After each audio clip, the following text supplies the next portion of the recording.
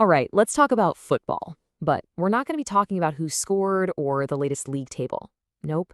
We are going way deeper. We're going to explore why this one game, more than maybe anything else, is like a perfect mirror for life itself. Ready? Let's dive in. I mean, really, just stop and think about that for a second. Billions of people. What else on earth can get that many people to just stop and focus on one thing for 90 minutes straight? It's like this global trance, right? It blows other sports, even huge industries, right out of the water.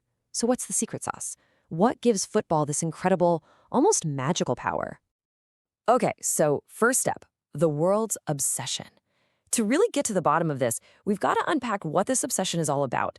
And the analysis we're looking at today suggests it's not just, about the amazing goals or the drama. It goes way, way deeper than that. And here it is. This is the big idea, the core of what we're talking about today.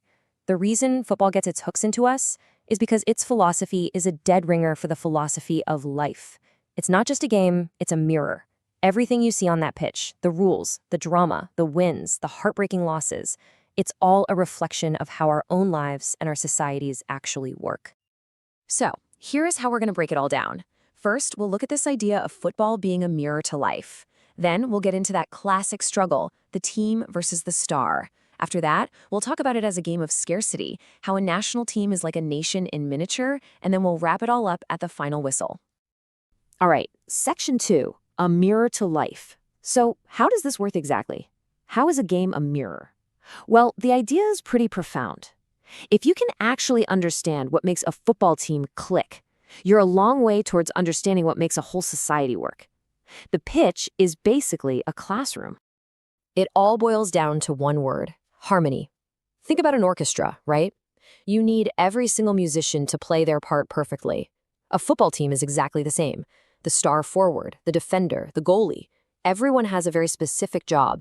And if just one person messes up their role, the whole system can just fall apart. The whole team crumbles.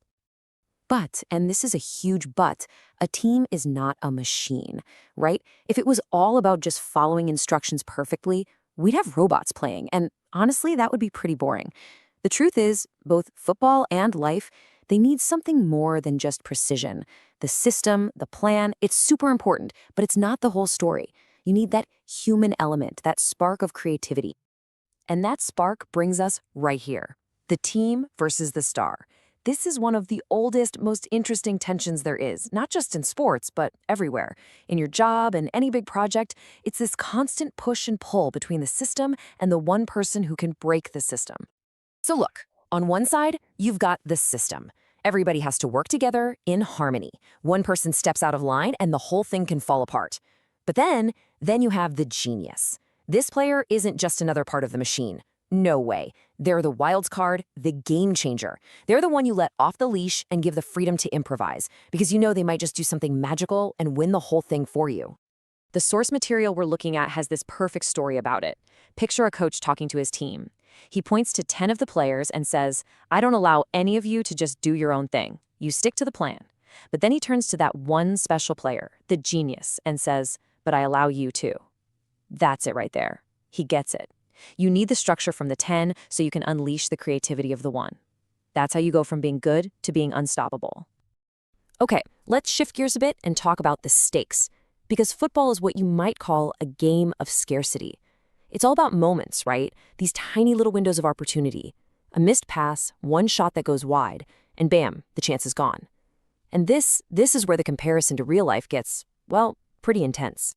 Think about it. In football, what happens when you lose? Yeah, it stinks. You're disappointed. But guess what? There's always the next game or the next season. You get a do-over. But in life, especially for an entire country, a lost opportunity could mean a generation's future. There's no next season, you don't get a second chance, the stakes are infinitely higher. And to really hammer this point home, the source gives a massive real-world example. $800 billion. That's the estimated oil revenue Iran had during one critical period. A chance that comes around maybe once in a nation's lifetime, right? A golden opportunity to build.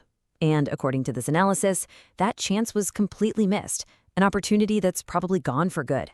So all this talk about national stakes leads us right here to this idea of a national team being a nation in miniature. The argument is simple but powerful. Look at how a country runs its football team, and you'll see exactly how it runs itself. It's a snapshot of the whole society. Now, to make this idea really clear, the source uses a pretty interesting analogy.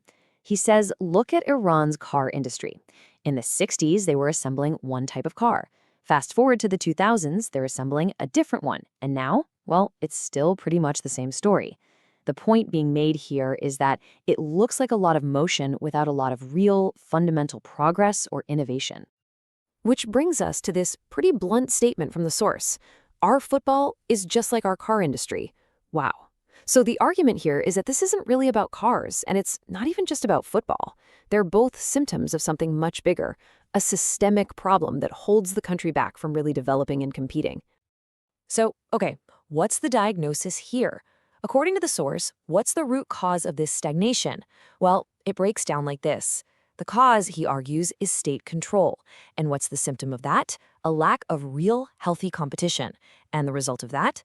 A system that fails to find, grow, and really make the most of the incredible raw talent that's out there. All right, we're heading into the final minutes here. It's time for the final whistle. Let's pull everything we've talked about together and see what the big takeaways are. What are the lessons from the football pitch that we can actually use? So here's what we've learned from the pitch. First, success is all about that tricky balance between team discipline and individual genius. You need both. Second, every single person's job is vital. Doesn't matter how small it seems, one weak link can break the chain. Third, opportunities don't wait around. They're rare, they're fleeting, and missing them can have huge consequences.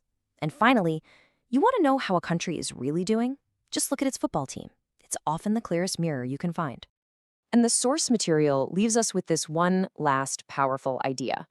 Think about what a football coach does. They plan everything, the whole season, managing players, dealing with crises, changing tactics on the fly. The point is, if a whole society was planned with that same level of care and foresight, things could be a whole lot better. Which leaves us with one final big question to think about.